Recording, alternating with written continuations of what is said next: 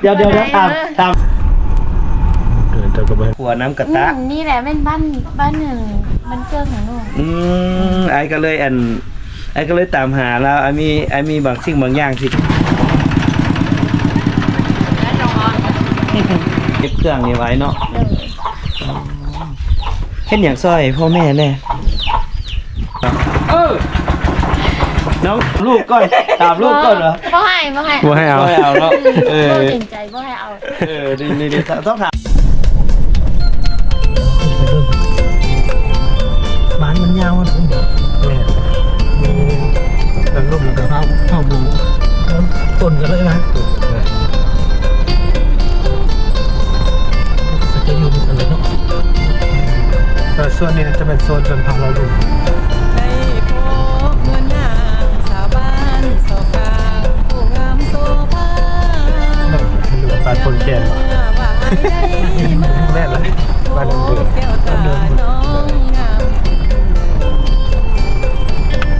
เมื่อใดมาเห็นหัวใจเต้นจนโตตะลึงสาวสอกทางน้องงามเป็นหนึ่งไปเห็นก็ซึ้งงามทั้งน้ำใจหรือว่ามีไปอยู่ในใจเจ้าแล้วเงียบหน่อยนึงเนาะเจ้าไปบุญมาแล้วไปบุญกินเจียงมาแล้ว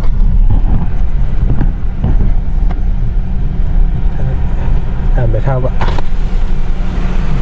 ลงสบายดีฮะสบายดีอันนี้เป็นบ้านน้ำเดือนป่ะสบายดีต้นไม้ผมโบยังอยู่ในอยู่ป่ะได้ไปฮอด3เนี่ยว่าเขาอันนี้ยังบ่เป็นน้ำเดือนอันนี้แกงว่าบ้านนาดีบ้านแกงกลางแกงผาลาดเนาะบ้านนาดีชื่อไม่บ้านนาดียังบ่แม่นบ้านเดียวนะบ้านเดียวกันแล้วบ้านเดียวแหละนายบ้านน้ำเดินโดยอันนี้ในบ้านน้ำเดินสบายดีใช่ไหมอันนี้เป็นคุ้มลาลุ่มเนาะเนาะทางนั้นส่วนทางการลาลุ่มคือกัน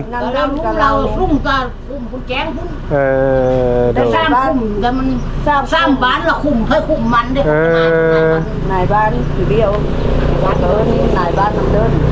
บ้านรวมเป็นบ้านน้ำเดินแต่เป็น3คุ้มเนาะอันนี้เป็นคุ้มแกงพาราดแกงพาราดบ้านเข้าบ้านร่มบ้านเก่าแก่บ้านบุรีคำไซแทนบ้านแกงพาราดแล้วเปลี่ยนชื่อเป็นน้ำเดินโดยโอเคขอบใจเดี๋ยวขับไปในก่อนไปรอในก่อนปีกบังขวดเนาะในบ้านเนาะชื่อไปหดชื่อแย่ไม่ใช่ไปหดกลาลุดบดไป2 เป็นก็ว่ายน้ำไปเลยโดยถ้าไปทางซ้ายแล้วออกทางนั้นเลยเนาะขันไปทางซ้ายมันออกส่วนคุณขันไปซื้อเลยละคุณเมือนักระดกเมือนะนั่นก็ได้เลี้ยวหัวนี่เนาะโอเคขอบใจเด้อขอบใจผมจะพาเราลุ่มบ้านแต่ก่อนเลยบ้านแกงผาลาดบ้านซื้อข้าวซื้อเดิมแต่เป็นเปลี่ยนมาเป็นน้ำเดือนมันแล้วเป็น3ภูมิเจ้าภูมิกันแต่ว่ายุลุ่มกับมีทาง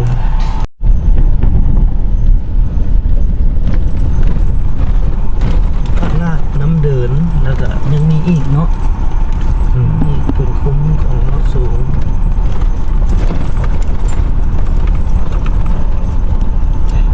แม่พึ่งเราเลี้ยวขวาเดินตะกบันมาทางเหนือทางไปตอนนี้เราออกไปทางบ้านนะทงแค่หวังก่อทางขวาเนี่ยนี่เขาเขียนไปบุญอันนี้กำลังกินข้าวอยู่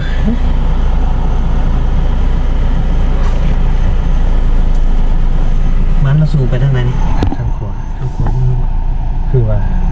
ไม่เห็นละเห็นมันออกมาทางขวาทางซ้ายนี่ก็ว่าถามว่าเมื่อกี้เราไปทางไปสวนไป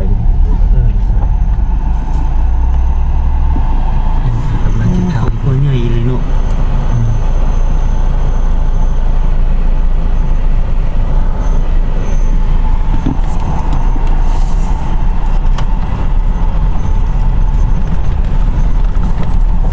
น้ำดื่มครับน้ำดื่ม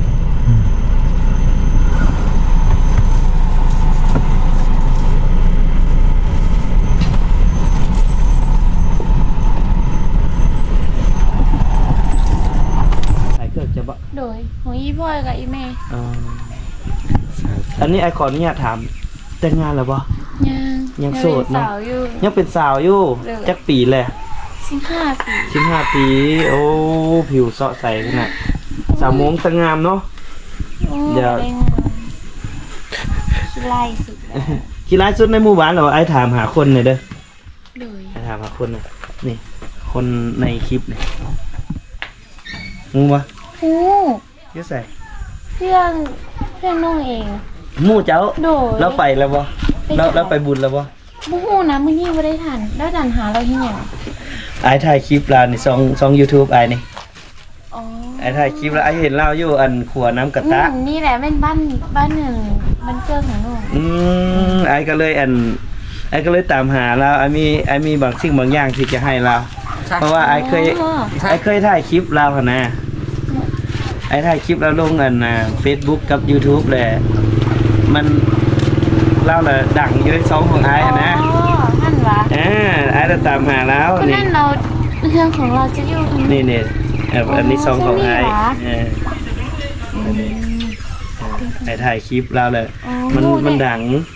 บันเทิงเราไปกรุงแล้วน่ะ อืม อยู่กันมาฟ้า เป็นหมู่กันวะ โดยเป็นหมู่กัน อืม ที่ว่าได้เห็นนั่นกันหรอ อ๋อเพิ่นตอนนี้เพิ่นยังเฮียนอยู่บ่ แม่ เพิ่นไปเฮียนต่อ 不然念过。 แต่เราแต่วันเทื่อเราไปที่ไหน น้องมีเฟซแล้วบ่ นี่มี น้อง เล น้อง ย น้องโทรเราเบิ่งดูฮะ โดย ให้หมู่เพื่อนพี่น้องโอ้โชคดีแฮงสบายดี เดี๋ยวดิ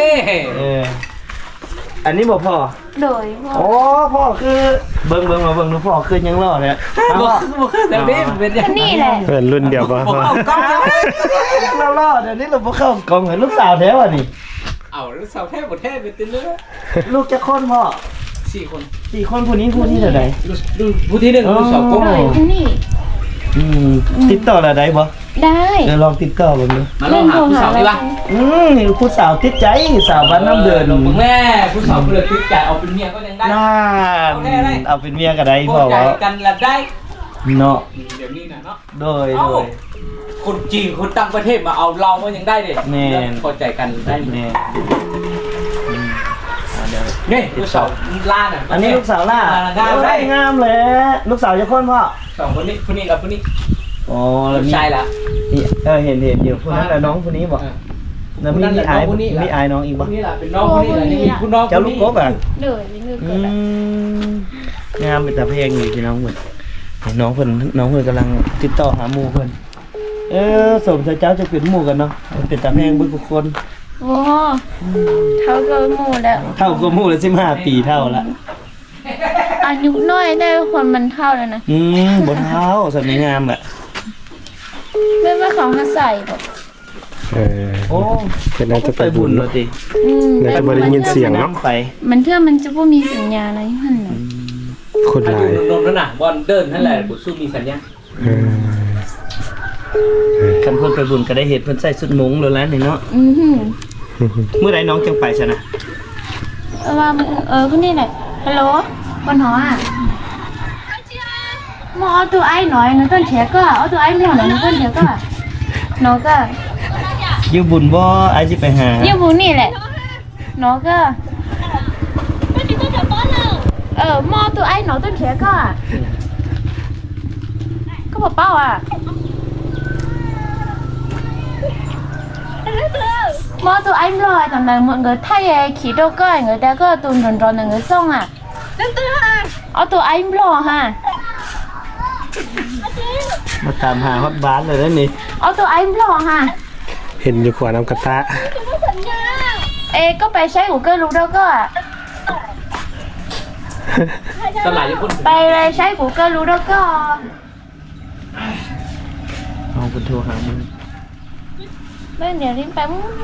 โอ้อยู่บุญพุ่นน่ะ ừ โอ้พอดีเราตามหาฮอด của บุญ giờ mua tụi anh luôn cái chuyện cơ tụi phải thay chỉ cho con nhà đi không người ta xoay น้องมีเบอร์เพิ่นมีเบอร์ WhatsApp บ่ นี่ เอ ก็ อ ต้องหา ไอ้เอาเบอร์ WhatsApp เพิ่นไอ้ไปอาทิตย์ติดต่อมา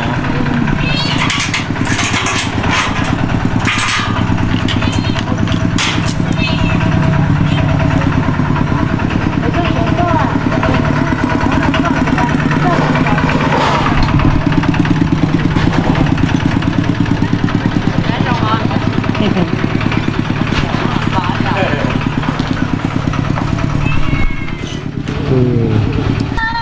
ไอ้เคยไปถ่ายคลิปเจ้าอยู่ขวดน้ำกะตะชื่อได้บ่เจ้าไปเฮียนน่ะ มันบ่มีสัญญาณ งาน แม่งเอาไปให้กัน เอาเบอร์เดี๋ยวเอาไปไอ้ทักหาบอกเราว่าไอ้สิไปหาเด้อ Ê, nên người tuần trẻ có thì là sao đi cơ người tuần trẻ có thì là sao đi cơ nè con nói à nên người tuần trẻ có thì là sao đi cơ tôi sợ bị nó có chỉ nhớ trẻ à trẻ vô đó ơi người đó chỉ nhớ trẻ cả đó chỉ nhớ trẻ Khửบ่ Ê, người tuần trẻ có thì là sao đi cơ mà mong ê có tụi mình đâu rồi tôi sống mà gì rồi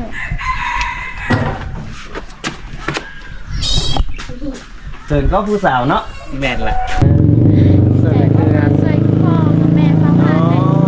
ha ซอยพ่อกับแม่เนาะเป็นลูกสาวคนโกกพี่น้องเอ้ย về เป็นลูกสาวโกกก็เลยต้องได้ออกมาซอยพ่อซอยแม่เนาะอยากเห็นเพิ่นแต่งตัวแบบเป็นสุดมงเนาะคือสีงามแฮงอะนะหัวหน้าใสๆขาว Nó mình bình xỉu đây vậy ๆอันนี้เพิ่นเอิ้นว่าสิวขึ้นสาวสิวงาม cái khinh xỉu này đấy โอ้หลังนั้นนี่เป็นเฮือนน้องอีหว่า đổi เป็นเฮือนครัวบ่หรือเฮือนเนี่ยเฮือนนอนนี่บ่ huyền say khương như vậy ก็เฮือนเก็บเครื่องนี่ไว้เนาะ đổi เฮ็ดหยังซอยพ่อแม่แน่ bao han này เฝ้าหารซะหลายเนาะ hay khai việc nào โอ้ให้ก็เฮ็ด đổi ส่วนมันต้นเด้ thế เอาโอ้คนงามๆไปสิก็เฮ็ดสวนว่ะ thì có โอ้คือส้นพ่อหมงเพิ่นนี่ก็สิมีเทศกาล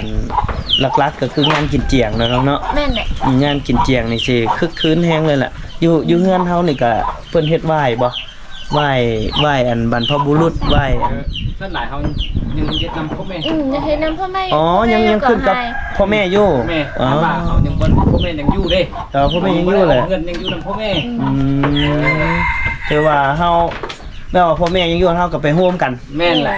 แล้วมีไอ้น้องจักคนก็แม่นไปโฮมกันอยู่เฮือนพ่อแม่แล้วเฮ็ดบ่อนเดียว đổi tên huyền sẽ vô có hai yêu thôn sẽ này แล้วไปเฮ็ดอยู่พุ่น đổi อ๋อ nhưng mà yêu nămพ่อแม่เท่ากับพ่อเท่าอยู่นี่แหละ วันนี้บัดน้องอันแต่งงานเด้ได้มาเฮ็ดอยู่พีบ่ ถ้าเขายังบ่ได้เอาเงินนี่ได้เฮ็ดนำพ่อปู่แม่ย่าอยู่เพิ่นพุ่น โอ้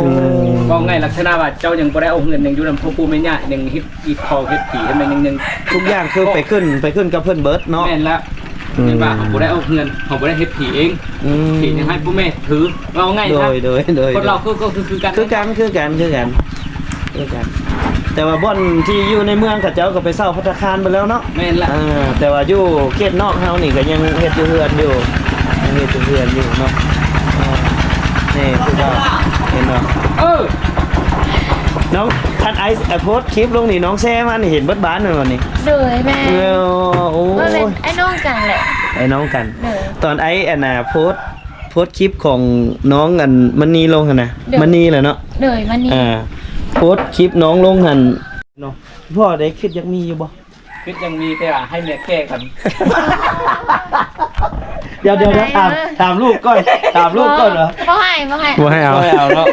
บ่จริงใจบ่ให้เอา นี่ต้องถามลูกเลยบ่ได้ถามนี่อะไรสมมื้อนี่ ลูกบ่ให้เอาล่ะจะเอาบ่ได้เนี่ย สมมื้อนี่ต้องถามลูกได้เอาเพราะว่าเฮาก็อยากได้ความฮักจากพ่อเฮาคนเดียวเนาะแม่ต้องเป็นแม่แท้ๆบ่แม่นแม่เลยไม่จัง ก็มันก็เป็นบางคนรู้สึกก็อยากน้อยแหละพี่น้องเอ้ยนอกจากบ่ว่าแต่เป็นคนเผ่ามงดอกคนลาวก็คือกันนั่นแหละความพอใจที่ว่าเขาเจ้าอันมี2เมีย3เมียน่ะมันก็มีแรกๆไผก็รับบ่ได้นั่นแหละ แม่นแหละ แต่ว่ามันก็ฝืนรับไป เพื่อหยังก็เพื่อให้ชีวิตครอบครัวอยู่นํกันได้แต่ว่ายุคสมัยนี้ก็ส่วนหลายก็ผัวเดียวเมียเดียวคือพ่อนี่ก็ฮักแม่แฮงเนาะ แม่น บ่แม่นได้ว่าแม่แก้แล้วจังเอาตึมเนาะบ่เอาเนาะ บ่ให้เอาละ ต้อง เอาง่ายๆเนาะแม่แก้เขาแก้ก่อนแล้วไป ก็แก้ทั้งกันก็บัดตอนเป็นสาวก็เขามอบความสาวให้เฮาเด้ ว่าง่ายๆเนาะ อืม ผู้ใดนึงว่าถ้าให้เก้อะไรเร็วไปตั้งไฟตั้งเก้แล้ว แค่น้อยว่าเขายังงามอยู่ค่อยก็สิเอาผัวเพิ่มเด้อ ก็เราว่าถ้าให้เก้เนี่ยถ้าให้เก้แบบว่าถ้าให้เก้แล้วก็เร็วไปแบบ ใช่เก่งก็แล้วไป